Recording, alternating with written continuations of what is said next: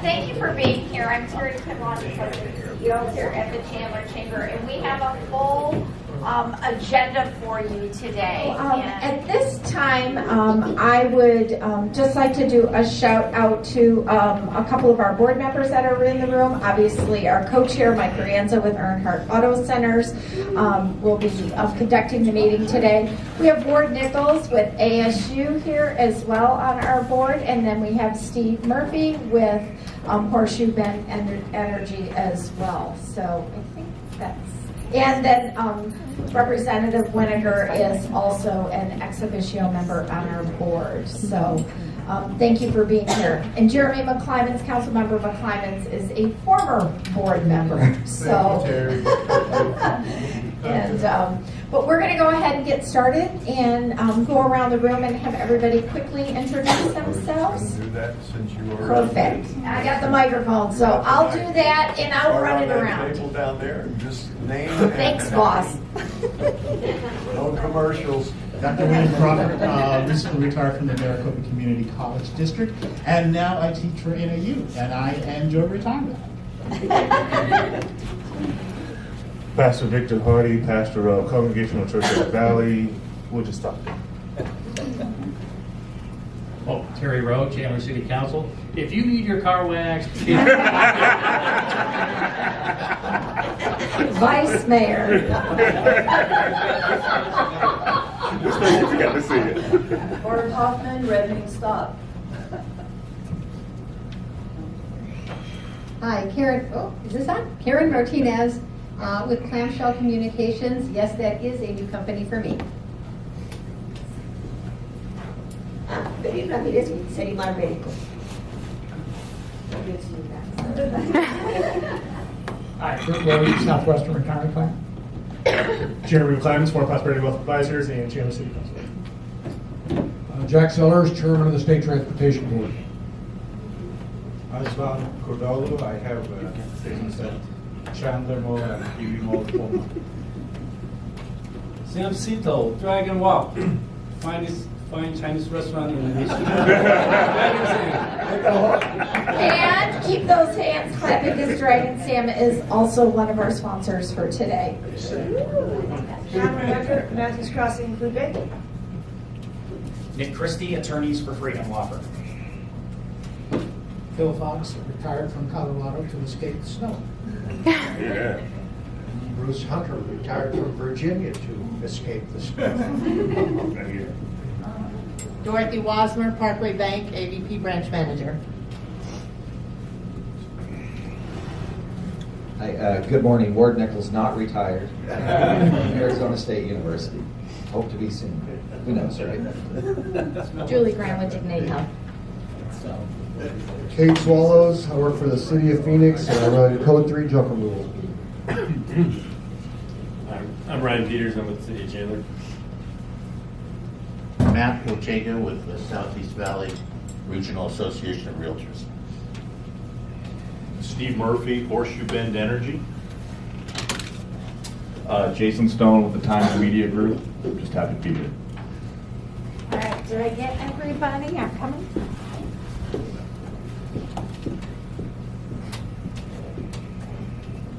Well, thank you, Terry.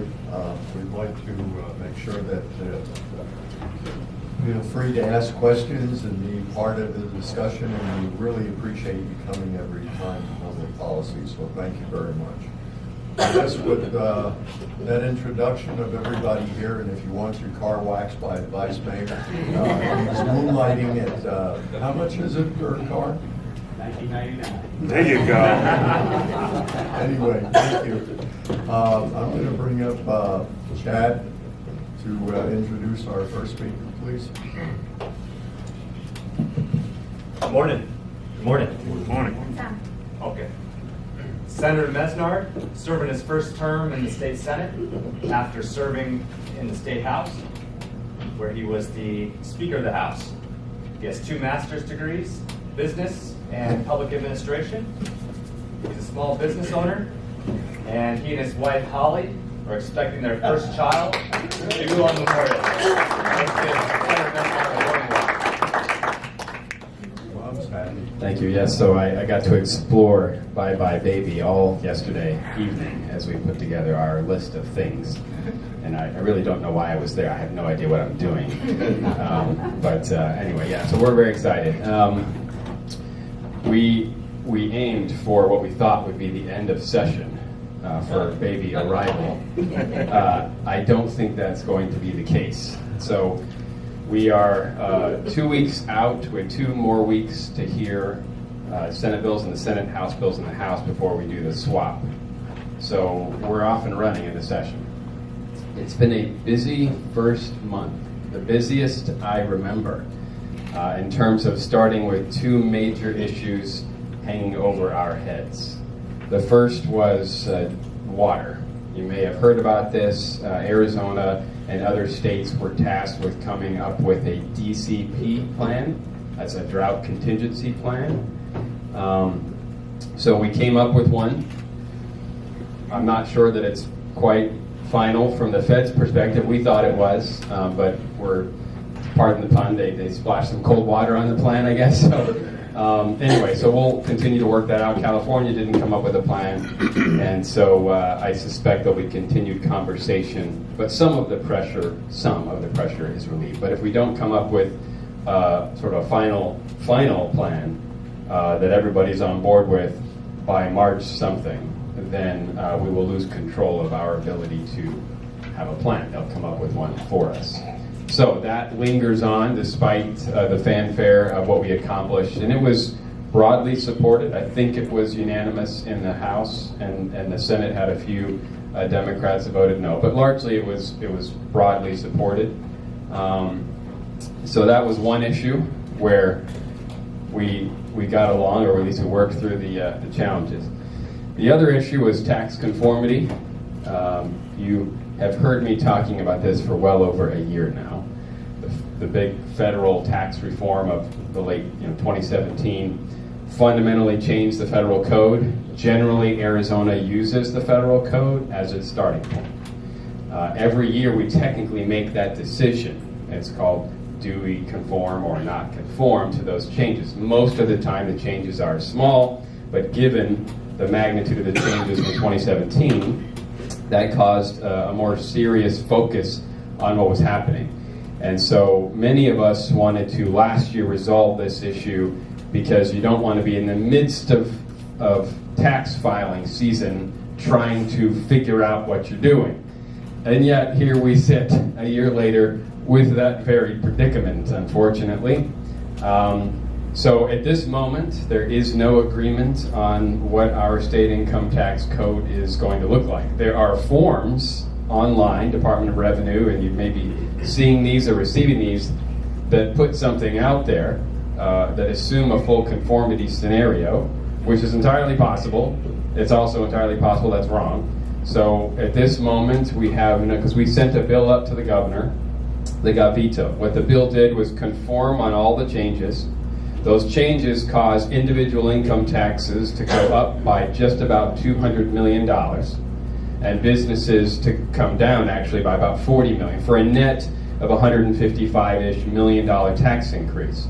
So what we did was back into a rate reduction to offset that. It was 0.11, so very small, across all 5 brackets to come up with a revenue neutral option. It was for 1 year only to get us through this year, because again, we're in the midst of tax filing season and we wanted certainty for our taxpayers.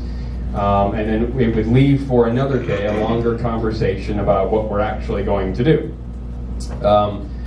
That's the bill that got vetoed. It had 47 of 48 Republicans on board. All the Democrats voted against it.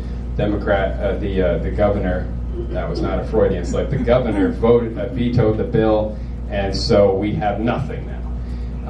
So I have introduced a bill to extend by 2 months the tax filing deadline to June 15th from April 15th. This doesn't impact your federal return, so make sure you get that in on time. And of course, you can still choose to file your state return. You may want to do that because you have to file both together if you're going to do an e-file and you want your state form to be e-filed, because you cannot separately e-file your state form. All right.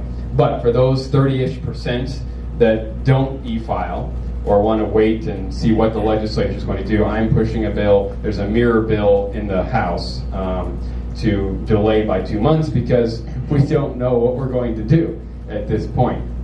There's also another bill to do what's called a partial conformity, where we would conform on 99% of things, but we would pick out the 6 things that are causing the tax increase, and we would decouple from those things. So decoupling means we would no longer align on those things. And this happens periodically. The last time was about 10 years ago, when a federal change was actually going to reduce state revenue by about $50 million, if memory serves. And so rather than go along with that and cost the state $50 million in the midst of the Great Recession when we didn't have any money at all, and this is only going to compound the issue, we decoupled on that. That was 10 years ago. Now that actually happened after the session. So we were in this exact predicament where we didn't know what was going to happen, and it wasn't until session ended with no conformity bill that we realized, well, we didn't conform. And so because people had filed assuming conformity, they had to amend their returns. So that's a really unfortunate situation to be in. Again, that's what we were trying to avoid. But again, here we sit. So this other bill that also has a mirror bill in the House would decouple us on 4 issues on the individual income tax side of things and 2 issues on the business side of things, which together produce, like 95% of the tax increase. So we would forego those items.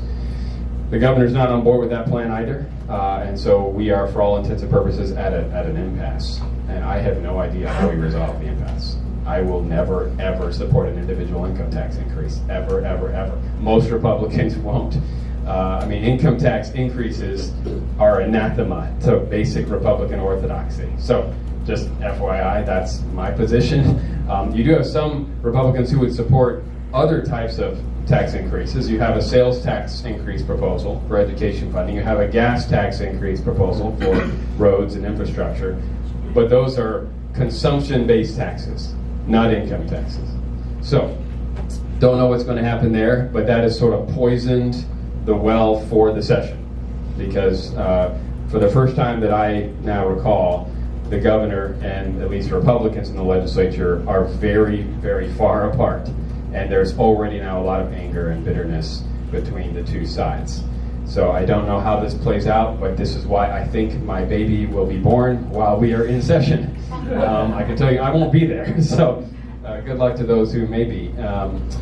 Otherwise, I'll touch on a couple of issues, and then I don't know, Terry, if we're going to have like Q&A or something at the end. Okay, so other than those 2 issues, it's more or less a regular session. We, in the Senate most recently, the issue you may be hearing about, so I'll bring it up, has to do with our election system and ballot drop-off and polling places and what are called voting centers. There's a host of bills that are trying to tackle a lot of frustration that was expressed to many of us after the last election. Arizona is notorious for taking a long time to finish its counting at election time. It takes generally about 2 weeks.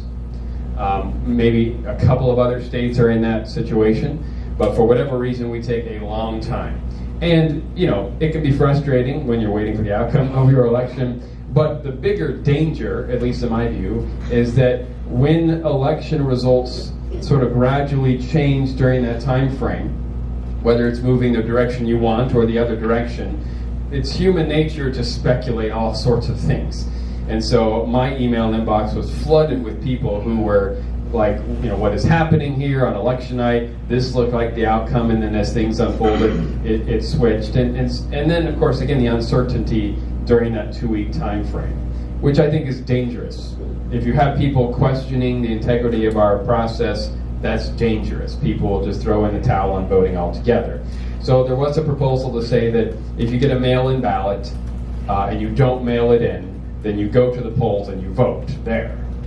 You don't drop it off at the polls, because that's part of what takes the 2 weeks to count everything, is you have this flood at the very end of folks who wait. I don't vote early. I vote at the poll, always have, because you never know what's going to happen the Monday night before the election. So I recommend that to people while simultaneously telling the early ballot people to get those ballots in. I personally wait. So I get the waiting. And all this is saying, one of the bills that's drawing a lot of controversy, saying that you just vote in the poll, vote at the poll like everybody else. You just can't drop the ballot off. You go and you feed it through the machine. So that's caused a lot of controversy. You have people saying it's disenfranchising voters, which by the way means taking the right to vote away, but it doesn't do that. You have people saying that suppressing the vote or whatever, which by that logic means the vast majority of the world and a third of the United States suppresses voters because they either don't have early voting at all or have some sort of different mechanism. So anyway, I bring that up because it's getting a lot of interesting coverage and sort of this quite disparate presentation, depending on who you're asking, the right or the left, on the issue. But I can tell you it's born out of frustration that it takes 2 weeks to know the election results. So if someone has a better idea about how we can not continue to be that state that everyone's looking to, saying, what is Arizona doing? I'm all ears. But that was a proposal put out there that's caused a lot of controversy in the Senate. In fact, it's the only issue so far where the entire Senate chamber on the floor has actually debated. This has actually been great, by the way. No offense to the House side, but man, we are in and out of the floor sessions in like 5 good minutes. Even my tax conformity bill took 2 minutes to do, unlike the House side where the debate lingered on, as it normally does. A lot of good talkers over on the House side, but I'm appreciating the slightly reduced time commitment schedule of being on the Senate side after 8 years in the House. So anyway, I'll pause it there. I think we're doing Q&A later, right? Okay. So again, thank you very much for your time. Look forward to your questions. Thank you very much. Appreciate it. Appreciate it, Senator. If you notice in the upper right-hand corner of the agenda today, those are our public policy interns, and they do serve us very well and are very important to the Chandler Chamber. And I wish to introduce the next intern, which is Ashley Cicerno, to do our next presentation. Thank you. Thank you, Mike. Good morning, everyone. Thank you so much for being here today on this cold morning. Mike introduced me. My name is Ashley Cisneros, Public Policy Intern. First off, I'm going to introduce to you Representative Jeff Weninger. Representative Jeff Weninger is serving his 3rd term for Legislative District 17. His district includes Chandler, Sun Lakes, and a portion of Gilbert, where Jeff resides with his wife, Janet, and their 3 children, Jacob, Christian, and Grace.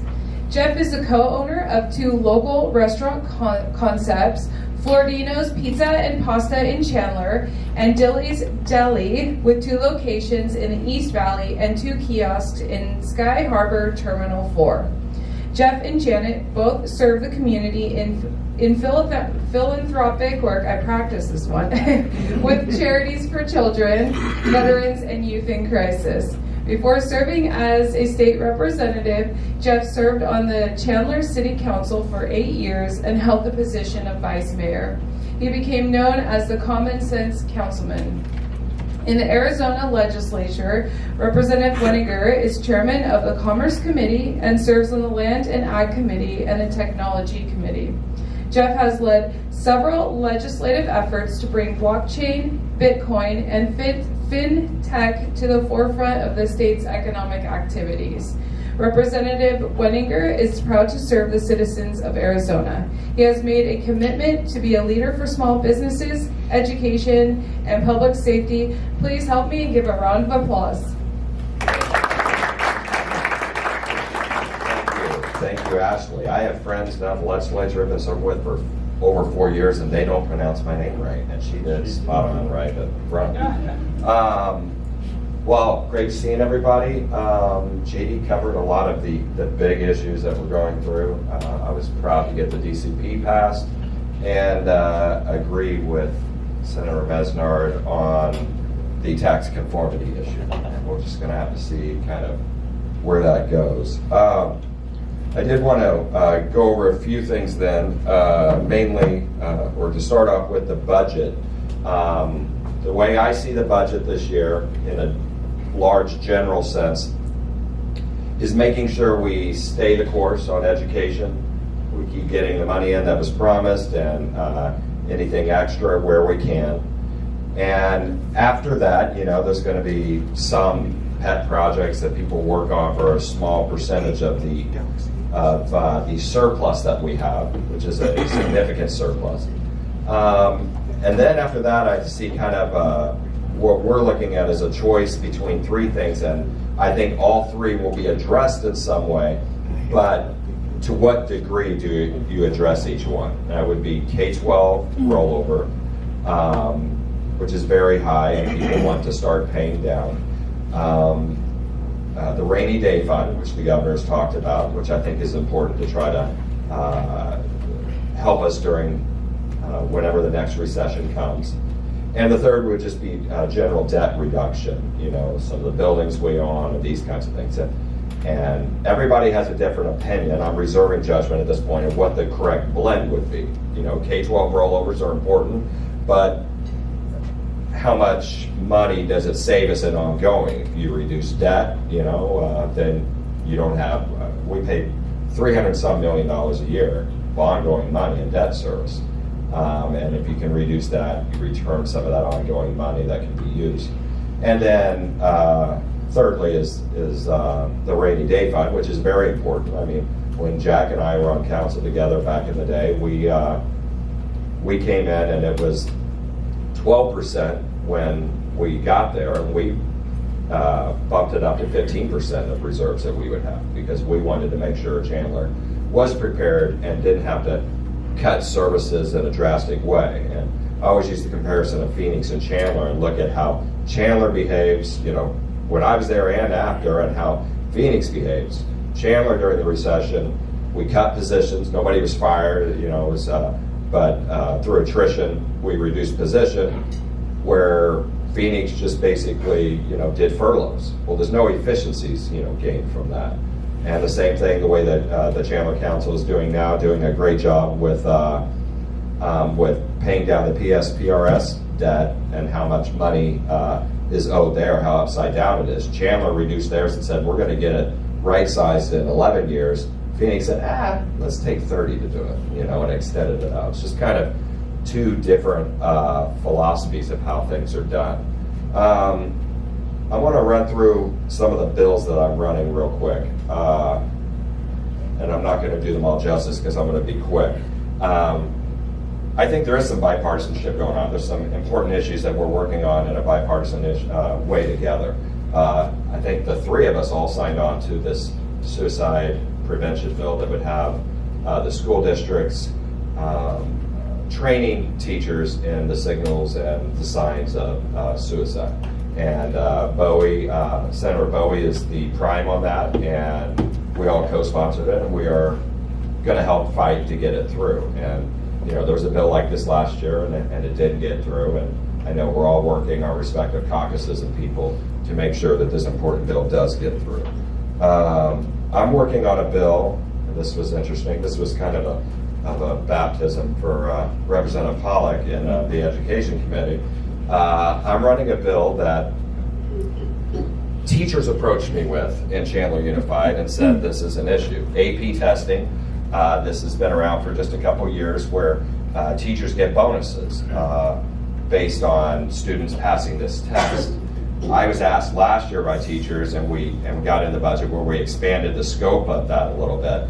But this year, some teachers basically said, we want teachers to be rewarded, but it's the teacher of record, the junior or the senior year who's getting the bonus. Well, we're the freshman and sophomore teachers for that, and we help get that student in that relevant subject to where they were. And so what my bill does is allows the district to split that up a little bit. It also puts some timelines on to make sure districts aren't dragging their feet and not paying the teachers. And it also allows some flexibility to pay back a student if you want for the cost of the test for some of these districts. And then Representative Pawlik and I are working on a couple amendments that'll be on the floor. But this bill was very controversial in committee with a couple of the members and on the other side of the aisle. And Jennifer, stood there like a champ and took some flack from her own side. But at the end of the bill, I mean, I'm going to let you in on a little bit of things that go down there, because obviously the election this year in the district was a little different. And in the past, I am who I am. I always get up here and I'm going to say what I'm going to say. In the past, though, there's things that I wouldn't fight back against. I would just kind of let it go. Hey, I won by 8,000 votes, I'll let it go. But I'm not going to let certain things go anymore, because there was a member in the committee who basically she said this bill is racist, and saying that she called Chandler Unified basically a privileged district about 50 times during it, and then said that the bill is racist. And in her mind, it was basically that other districts, poor districts, are getting the short end of the stick. But in the bill already, districts that have above 50% free and reduced lunch gets $450, and districts like Chandler Unified gets $300. So there's already something built in there. But it was just a ridiculous statement.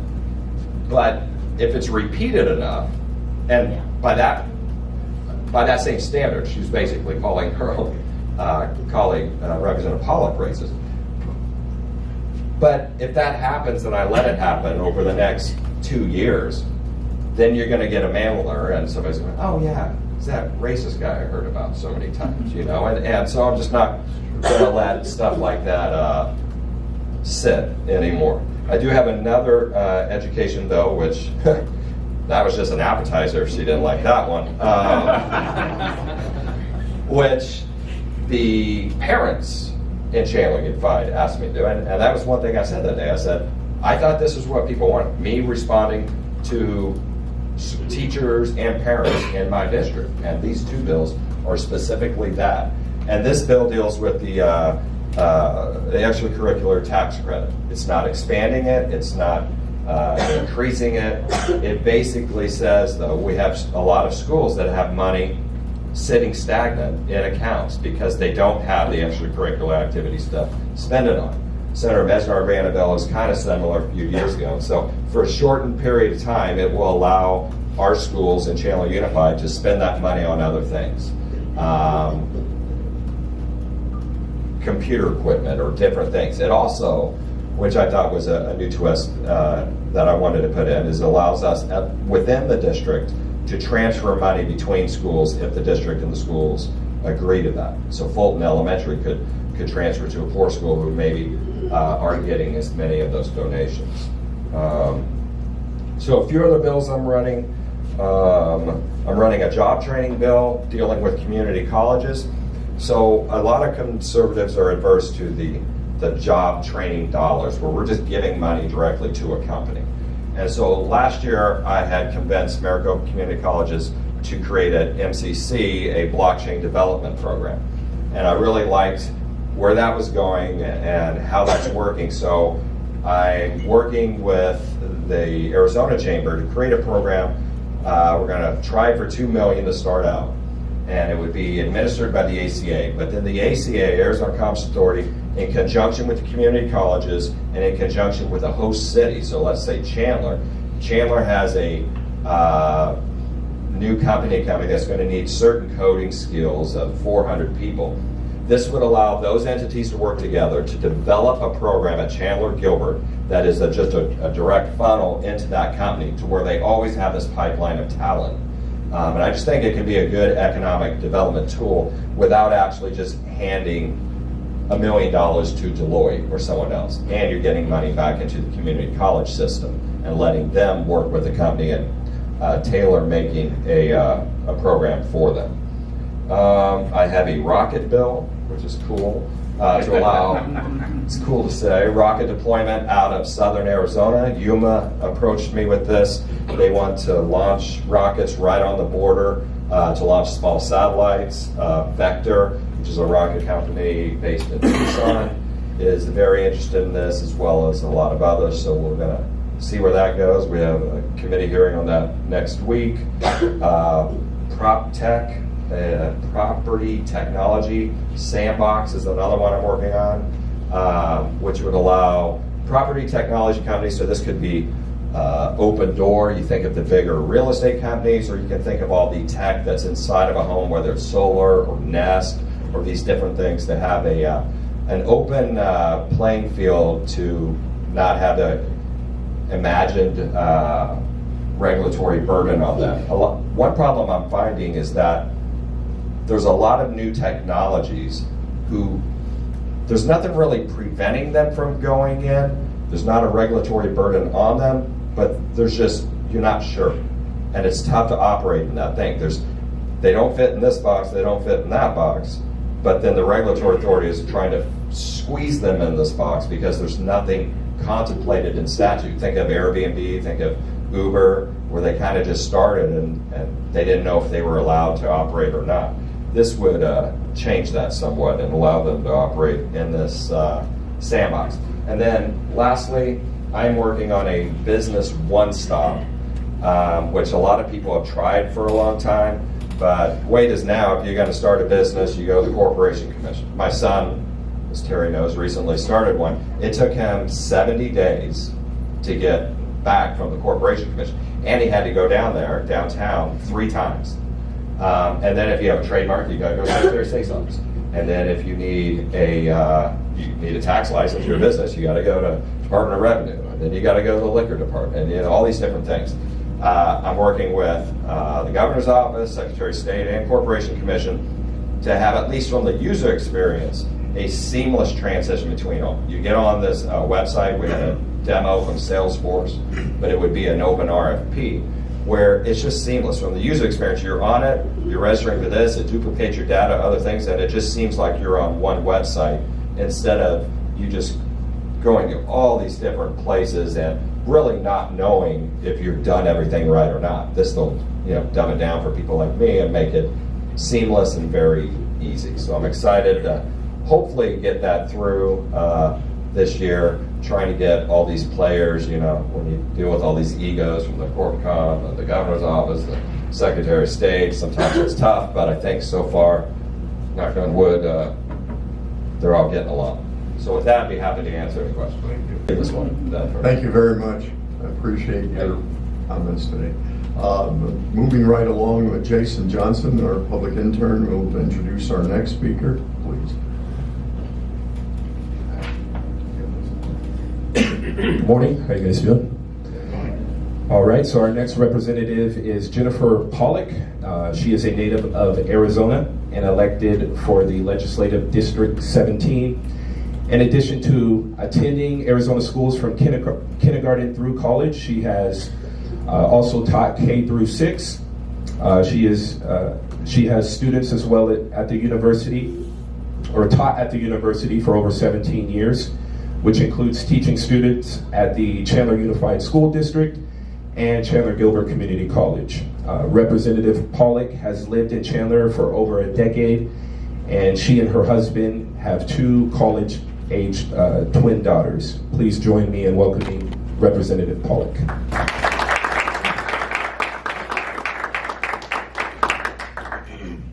Good morning. I'm proud to be here before you today as an elected state representative. I wanted to start out this morning by telling 2 microphones. Yes, closer like that? Okay, wonderful. So I wanted to start out this morning by telling you about the training that the 19 new legislators received late in November. We spent 3 days together, both Republicans and Democrats, learning the processes of the legislature. We learned the steps for creating a bill, because I'll tell you, it's a lot more complicated than the public knows. So we had mock committee hearings, and we practiced the procedure of the committee of the whole and the third read, which is where we actually vote on the board for the bills. We had the opportunity to meet in small groups with the governor. We got to go to the Supreme Court and meet the justices, both in the Supreme Court and the appellate courts. So I've had lots of really unique opportunities to meet lots of people who are in powerful positions in different areas of the government. As you've heard from my seatmates, when the session began, immediately we had to deal with tax conformity and the drug contingency plan. And as you've heard, we worked together, and in the House, we unanimously supported the drug contingency plan. I think that was a big win for all of us. And then as Senator Mesnard talked about with tax conformity, the Democrats were closer aligned with the governor when we voted no on the bill, and then he did veto it. So as you said, we don't have a plan right now. I know on the Democratic side, Representative Epstein, who's in District 18, has also submitted another idea. So we'll see if these bills are first read and assigned to committee so that we can continue those conversations. The focus of most of the bills that I'm working on are in the field of education, which is not a surprise because that's where my area of expertise is. One of the bills that I'm sponsoring along with Senator Lowy from District 18 has to do with school counselors. So as we know, we're having issues throughout the state with really high class sizes. And then in the East Valley, we've seen over the last couple of years almost an epidemic with suicides. It's very, very concerning. We've also learned that Arizona is at the very bottom when it comes to school counselors in the classroom. Our ratio is 903 students to 1 counselor. And that's the average. The national average is 464 to 1. So we're almost double what the national average is.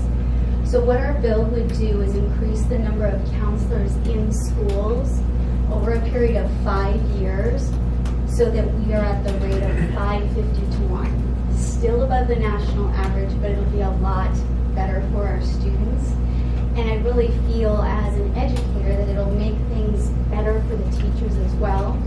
We spend so much time working closely with the students, but we're not trained on helping the students with mental health. So hopefully by adding counselors to the classroom, that will make a positive impact for our community and our state. And then again, the bill that I believe it was Mr. Weninger talked about with the suicide bill, combination of those two really can make a positive difference, and I'm excited to be working on that with my colleagues. Other education bills that I am working on include a bill that has to do with funding for school building maintenance. Last year, the legislature did do a one-time funding for that program. It was $34 million just to maintain our school buildings so we don't see the situation that we saw in Glendale about a year ago where the ceiling fell in and they had to close the school for repairs. I was excited to see that that was in the governor's proposed budget, and he actually proposed double the amount that I did. So hopefully we'll see something happen with that. Let me see, one thing that I did want to point out is many times the Democrats will propose a whole bunch of bills. I have 8 bills that I'm the prime sponsor of. Our bills are not heard unless they are first read, assigned to the committee, and then the committee chairs decide to hear them. So as Senator Mesnard pointed out, we have only 2 weeks left for us to hear bills in the House and bills in the Senate before we switch. So during that time, we need to have our bills assigned or they essentially die and they won't be heard this year. So I do want you to know that we're putting ideas out there and we're hoping that the bills will be heard because we have a voice too. We hope that we have a voice too. And I do look forward to working across the aisle with my colleagues to solve some of the problems. I was really encouraged to work with Representative Weninger. As he pointed out in the committee, it was not a very friendly conversation regarding the bill. And I feel with all my heart that it was in his best faith that he was trying to make a positive change for the teachers in Chandler. So that was where I stood up against my caucus and I said, look, he's not trying to discriminate. He's trying to make a policy that maybe isn't so fair a little bit better. And I feel very strongly that we have to work to make things that aren't quite right a little bit better. And if that means working on the other side of the aisle, I think that's the right thing to do. So I was very encouraged. Yesterday we had a private meeting. We each brought a policy advisor to the table. We talked through possible amendments. And then next week when we vote on that bill on the floor, we have amendments to add that we hope will make the bill more amenable to both sides. And hopefully that'll pass and move on to see you in the Senate. Let me see here. And then I also serve on the Judiciary Committee, and so far that has been really wonderful. We have heard bills relating to juveniles. We've heard bills that will allow the judges to have more discretion when they sentence people. And it has been wonderful. We have had robust conversations and actually very little disagreement on the committee so far. So I find that very encouraging.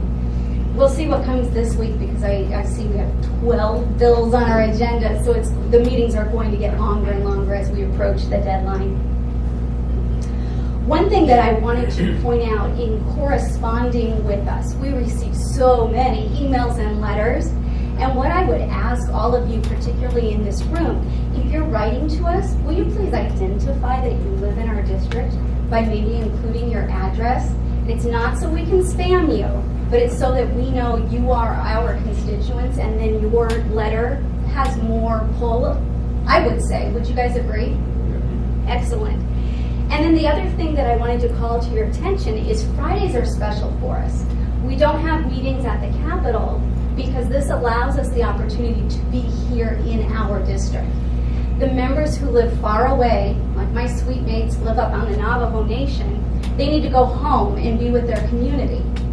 So what I've really enjoyed on Friday is being in the community and learning more about the needs of what's happening here in District 17. So I've been making it a point to try to get out to a number of the schools in the district. And then in about 2 weeks, Terry and Brian are organizing a tour for me so I can go out to some of the businesses in Chandler and learn what their needs are and just see the great things that are happening in our community. I'm very excited about that.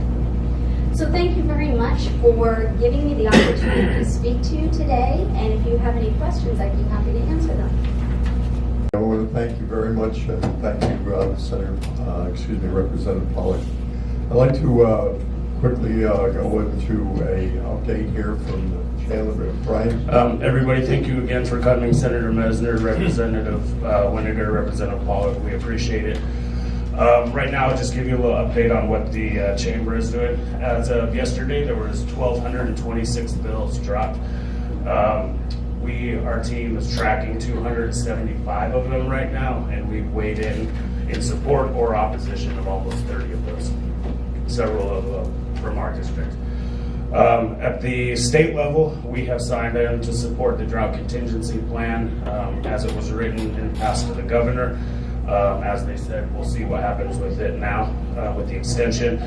We've also signed on to oppose further HERF sweeps for the Department of Public Safety because we need that money for transportation, as Mr. Sellers pointed out already. At the national level, we have signed on for coalitions and efforts to support, to help end the government shutdown, which obviously is already over, mitigate the trade war, and also we were trying to encourage our congressional delegation to ratify the new NAFTA or the USMCA free trade agreement with Canada and Mexico.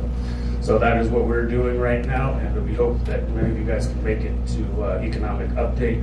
And at this point, City Vice Mayor Rowe, would you like to give an update? Yeah.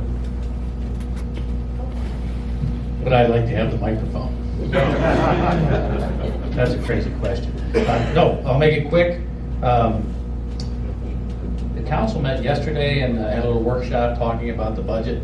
And so really that's the first part of the year anyway, slugging out the budget. And we had real genuine discussion about so many important issues. And one of those is that we just wanted to reaffirm our partnership with the Chamber of Commerce because they do a lot of work for and on behalf of the city and our community. So we love the Chamber. And just a few quick announcements. Yesterday we had an incredible, nice breakfast at the Center for the Arts, and we celebrated all of our volunteers. They give so much of their time, and it saves the city so much money, and their work is real. Not that your work isn't real or my work isn't real, but when people volunteer their time, what a great thing. And two other things. Tomorrow, downtown is the SciTech Festival, so if you have children or grandchildren or nephews or nieces or whatever, bring them out. There'll be a lot of great things down there for the young people to enjoy, and the weather should be good. And then finally, mark your calendars for February 21st at 6 p.m. That's a Thursday. The State of the City, our new mayor, Kevin Hartke, will be at the Center for the Arts, and promise that it'll be a good time. And we hope to see all the usual suspects out there. And that's it. So let's have a great day. Thanks. Thank you very much. I'd like to turn it over, Jack. Do you have anything from the Arizona Transportation Commission? I think I've probably said enough. Okay. You know, I think everybody knows that we have a severe funding problem for our road system in this state. Maricopa County does a little better, and Pima County does a little better than the rest of the state because we have a sales tax.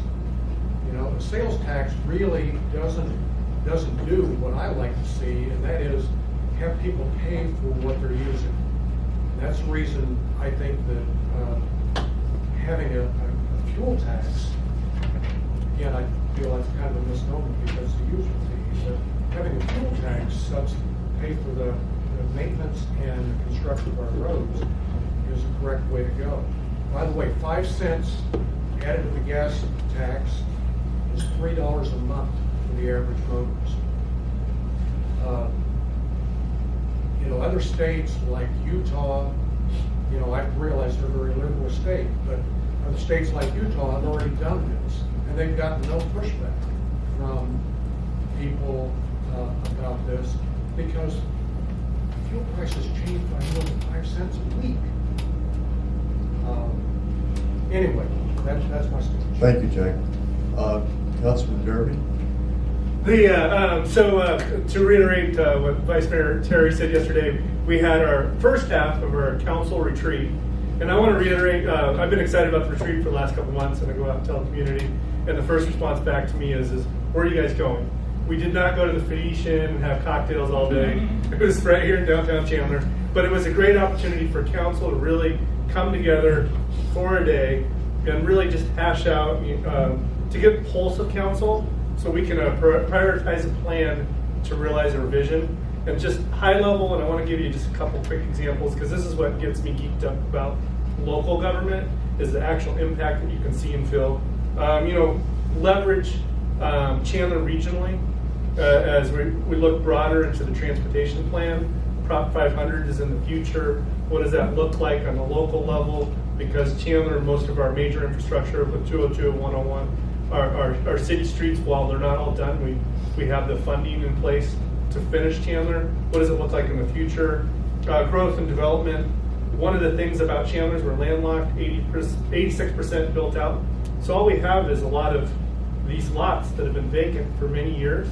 And how do we navigate that and discuss some strategies to help alleviate the tension as you walk into more contentious cases and reach out to the community and be more proactive about that. The airport. What can we do to maximize the economic engine of the airport? For me, smart city technologies is very important aspect to me, so we're going to start venturing down that road. And that is a trendy term, but essentially utilizing technology to find efficiencies so we can reallocate those resources to other areas to provide a quality of life for the community. And the last thing I'll say is infrastructure. Last year we had a case, Banner coming in on Alma School and the 202. And one of the key concerns of the neighboring communities was traffic. And traffic's valid, but traffic isn't all on that project. It's just primarily, Alma School is not Chandler's pride crown jewel. And so we held the developers feet to fire to do things that they could right adjacent to the project. But really, we made a statement back to them. We're going to see what we can do to make Alma School better. And that's just, I just wanted to give you a drill down example. So we're going to revisit and see what we can do to make that street better. And do any of you regularly drive home to school? It's not exactly the best north-south. Anyways, those type of things get me excited. Thanks for hearing me out. If you want to hear more of the discussion of the second half of the retreats tomorrow, 8 to 2. Join Is that at the Phoenician? No, downtown Chandler, next door. Thank you very much, Jeremy. I'd like to also announce a couple things here before we. Yes. Add a couple of things. Things that are kind of outside of Maricopa County, but important to us, I think, that are in the governor's budget using one-time funds is improvements to Interstate 17 between here and Sunset Point. I believe that he's designated $130 million one-time funds to help get that done. And I think we all know that that's a huge problem, that an accident there can shut that freeway down for 4 or 5 hours, and there are no alternatives, or no good alternatives. The other piece that has some one-time money in it is at least to start a study between here and Tucson on the segments of I-10 that have not been addressed that are in the Gila River community. And the good news is that we finally reached an agreement with the Gilas that will allow us to start the study and look at improving those sections. Thank you, Jack. A couple events that I wanted to announce today. We have the Economic Update Luncheon today at Hilton at 11:30. Hopefully we'll see you all there. We have public policy coming up on the 22nd, and on the back of this agenda there's the other outlying things that we have: coffee with the mayor, and several other things, CEO roundtables. So please look at this agenda and put it into your calendar for the future. I also at this time would like to thank our sponsors: Dragon Walk, Intel, Southwest Gas, Air Products, Catalyst Computer Technologies, SRP, and APS. Thank you all for your supporting this, and thank you for coming. And we closed a couple minutes early, so thank you, and the meeting's adjourned.